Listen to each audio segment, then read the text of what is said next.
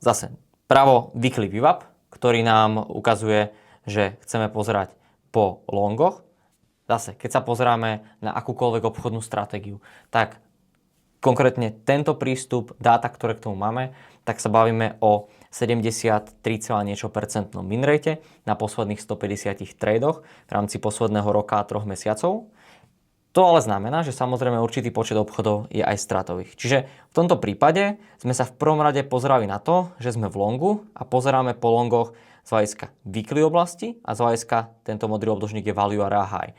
Čiže v tento moment sme očakávali, že trh pôjde smerom hore. Mali sme tu aj potvrdenie z hľadiska nakupujúcich a predávajúcich na footprinte, no trh sa otočil proti ním, nastúpilo tam ešte ďalšie väčšie množstvo predávajúcich, ktorí potlačujú cenu smerom nižšie.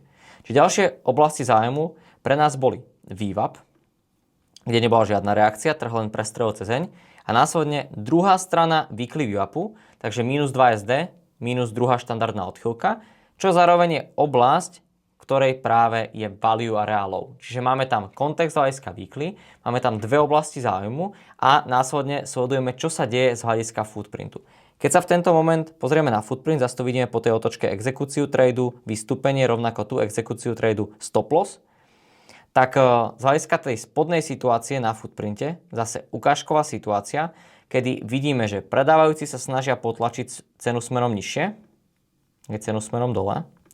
A v tomto prípade, keď sa pozrieme zase na túto sviečku, tak vidíme otočku reversal. Pri otvorení a po otvorení tej sviečky sa snažili predávajúci potlačiť cenu smerom nižšie. Tu vidíme tú minimálnu deltu, minus 150. A následne sa trh otočil proti ním, nastúpili agresívni nakupujúci, čiže máme veľkú buy deltu, peknú longovú sviečku z hľadiska našeho potvrdenia na vstup do obchodu a práve v tento moment pozeráme po longoch.